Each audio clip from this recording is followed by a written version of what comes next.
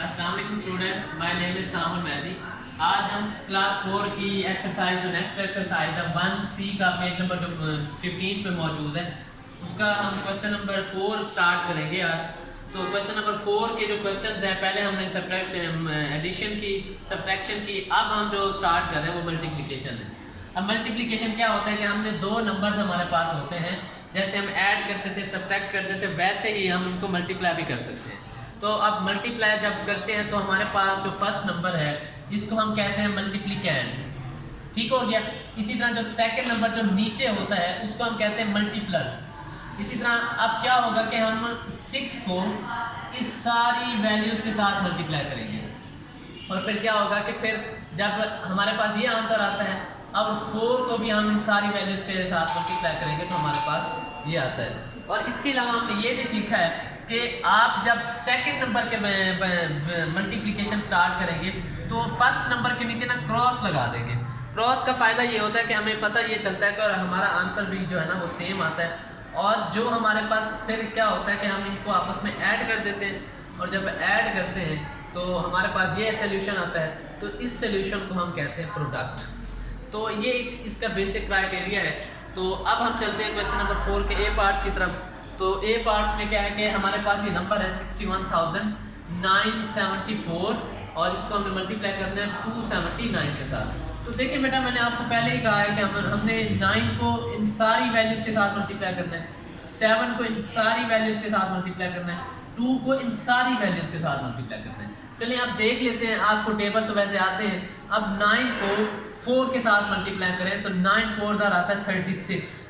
तो याद रखिएगा, जैसे हमें पता है कि हम एडिशन में भी करते थे, जब डबल नंबर होता था तो हम क्या करते थे, इसको हम आंसर में लिख लेते थे और इसको हम क्या करते थे, 3 को कैरी ले लेते थे। तो अब अगेन क्या करेंगे, 9 को 7 के साथ करेंगे तो 9 7 क्या होता है 63। अब 63 में ये 3 ऐड करें तो 66 बनता है। अगेन आपके पास डबल नंबर आया तो फर्स्ट नंबर आप क्या लिखेंगे, यहीं पे लिखेंगे। नेक्स्ट नंबर आप क्या कर देंगे, कैरी कर लेंगे। 9 को आप 9 से करें तो 81 आता है। 81 में हम 6 ऐड करें तो 87 बनता है। तो 87 का अगेन फर्स्ट नंबर लिखेंगे और 8 आप क्या कर देंगे, कैरी कर लेंगे।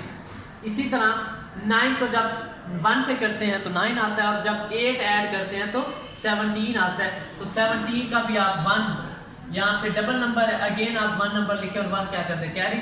इसी तरह जब 9 को लास्ट नंबर में 2 से 6 से मल्टीप्लाई करते हैं तो 9 6 44 होता है और उसमें हम 1 ऐड करें तो कितना बन जाता है 55। याद रखिएगा नेक्स्ट कोई नंबर नहीं है, इसलिए हम क्या करते हैं कि सारे नंबर एज इट इज़ ही लिख देते हैं। इसी तरह सेकेंड नंबर के साथ करेंगे, इसी तरह थर्ड। अब इसमें जो मेन इंपॉर्टेंट बात है, जो समझने वाली बात है कि जब आप फर्स्ट नंबर के बाद सेकंड नंबर के साथ मल्टीप्लाई करेंगे तो फर्स्ट नंबर ये जो आपके पास राइट साइड पे है इसके नीचे एक क्रॉस लगा देंगे।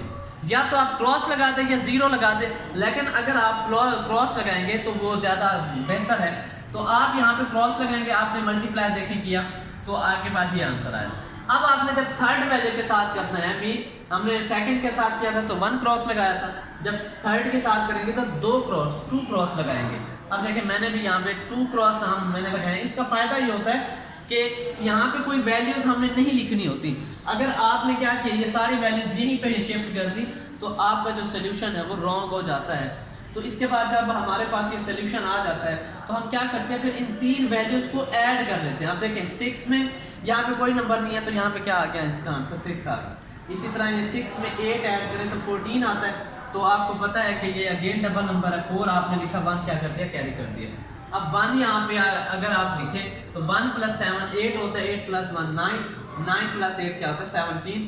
तो 17 का अगेन आपने फर्स्ट नंबर लिखा, 1 क्या कर दिया, कैरी कर दिया। तो 1 यहाँ पे देखिए 1 + 7 8, 8 + 8 क्या होता है 16 होता है, 16 प्लस जो 4 होता है वो 20 होता है। अगेन डबल नंबर आया, 0 आपने लिखा, 2 क्या कर दिया यहाँ पे, कैरी। तो 2 + 5 क्या होता है 7, 7 + 3 10, 10 + 9 हमारे पास क्या होता है 19 होता है। तो अगेन डबल नंबर आया तो 9 आपने लिखा, फर्स्ट कैरी कर दिया। तो इसी तरह आप क्या करते जाएंगे, इसको सॉल्व करते जाएंगे, ऐड करते जाएंगे। जब ऐड करेंगे तो आप देखेंगे कि आपके पास यही क्या आता है, ये क्या आता है, आंसर आता है। याद रखिएगा कि आपने फर्स्ट नंबर के साथ मल्टीप्लाई करने के बाद सेकंड के साथ करेंगे तो 1 क्रॉस लगाएंगे और थर्ड के साथ करेंगे तो डबल क्रॉस लगाएंगे। इसी तरह पार्ट नंबर जो सी है उसमें भी जब हम मल्टीप्लाई करेंगे तो 6 को इस नंबर से मल्टीप्लाई किया हमने, ये वैल्यू आती है। 0 को जब इस नंबर से देखें, अब हमने जब सेकंड नंबर के साथ किया तो क्रॉस लगाया, 0 को जब करते हैं तो 0 0 ही आता है, 0 किसी नंबर से भी मल्टीप्लाई हो तो वो 0 ही रह जाता है। इसी तरह 9 को हमारे पास करते हैं, थर्ड नंबर के साथ करते हैं तो डबल क्रॉस लगाते हैं, तो फिर क्या करते हैं, हमारे पास ये वैल्यू आ जाती है। तो जब आप इनको ऐड करते हैं तो आपके पास ये क्या आता है, सोल्यूशन आता है। अच्छा जी, अब क्वेश्चन नंबर जो 5 है वो कहता है right this vertically and multiply. आपने पहले वर्टिकली लिखना है, हॉरिजॉन्टली लिखा हुआ है, वर्टिकल में लिखना है और फिर क्या करना है, इनको मल्टीप्लाई करना है। तो आप देखें, ग्रेटर वैल्यू को, जो फर्स्ट वैल्यू है उसको ऊपर लिख लें और जो लास्ट वैल्यू है उसको नीचे लिख लें। जब आप नीचे लिखेंगे, अब यहाँ पे भी ऐसे ही करना है कि फर्स्ट नंबर को इन सब के साथ मल्टीप्लाई करना है, फिर जब सेकंड के साथ करेंगे तो क्रॉस लगा देंगे और फिर 6 को इन सब के साथ मल्टीप्लाई करते हैं तो हमारे पास ये वैल्यू आ जाती है। फिर डबल क्रॉस लगा जाते हैं और फिर 1 को जब इन सारी वैल्यू से मल्टीप्लाई करते हैं तो ये वैल्यू आपके पास आ जाती है। इन सब को आप ऐड करें तो ऐड करने के बाद आपके पास ये सोल्यूशन आता है। ये ऐड करना है, ठीक है। आपने इन सब को क्या करना है, तीनों को ऐड करना है। तो ऐड करने के बाद हमारे पास ये क्या आ जाता है, सोल्यूशन आ जाता है। अच्छा, इसी तरह पार्ट नंबर जो बी है, पार्ट नंबर बी में भी हमने यही करना है कि पहले इसको वर्टिकल फॉर्म में लिखना है, फिर हमने मल्टीप्लाई करना है। तो आपने फर्स्ट वैल्यू को ऊपर लिख लिया, लास्ट वैल्यू को। याद रखिएगा 0 जिस नंबर से भी मल्टीप्लाई हो वो 0 हो जाता है। अब 0 3 से होगा 0 हो जाएगा, 0 9 से होगा 0 होगा। तो ये सारे क्या आ रहे हैं, 0 आ रहे हैं। अब जब सेकंड नंबर 0 है, जब 0 के इन नंबर से मल्टीप्लाई करते हैं तो देखिए 1 क्रॉस आपने लगाना है। तो 1 क्रॉस के बाद आपने 0 को 3 से किया 0, 0 को 9 से किया 0, ये देखिए सारे 0 आए हुए हैं। अब इसी तरह जब 2 को हमने इस वैल्यू के साथ किया तो हमारे पास डबल क्रॉस आएगा क्योंकि हमने थर्ड नंबर के साथ मल्टीप्लाई कर दिया, ठीक है। तो अब क्या होगा कि हमारे पास ये क्या आ रही है, वैल्यू आ रही है। इसी तरह इन सब को हम क्या कर लेंगे, इन तीनों नंबर्स को इनको ऐड करेंगे आपस में तो हमारे पास ये क्या आता है, सोल्यूशन आता है। अच्छा, हम अब जो क्वेश्चन नंबर 6 है वो कहता है फाइंड प्रोडक्ट। अब उसने ये नहीं बताया कि क्या मल्टीप्लाई करना है क्या नहीं करना, लेकिन उसने ये बताया हुआ है कि ये मल्टीप्लिकेंट हमारे पास ये है और मल्टीपलर हमारे पास क्या है 431। हमने ये पढ़ा हुआ है कि मल्टीप्लिकेंट हमेशा ऊपर आता है और मल्टीप्लर हमारे पास क्या आता है, हमेशा नीचे आता है। तो इनको जब आप मल्टीप्लाई करेंगे, जैसे हम पहले मल्टीप्लिकेशन का रूल सीख चुके हैं, तो उसके मुताबिक आप फर्स्ट नंबर को करें तो आपके पास ये आंसर आता है। इसी तरह सेकंड नंबर को करें तो फर्स्ट के नीचे एक क्रॉस लगा दें तो हमारे पास ये सोल्यूशन आता है। और थर्ड नंबर को करेंगे तो डबल क्रॉस लगाएंगे और फिर आप 4 को इन सब के साथ मल्टीप्लाई करें तो ये क्या आता है, आंसर आता है। इन सब को क्या कर दें, ऐड कर दें तो हमारे पास ये सोल्यूशन आता है। अब इसका जो लास्ट पार्ट है वो कहता है मल्टीप्लिकेंट हमारे पास ये है और मल्टीप्लर हमारे पास क्या है 297 है। तो हमने क्या किया कि मल्टीप्लिकेंट हमें पता है कि फर्स्ट वैल्यू होती है और मल्टीप्लर क्या होता है, वो सेकंड वैल्यू होती है।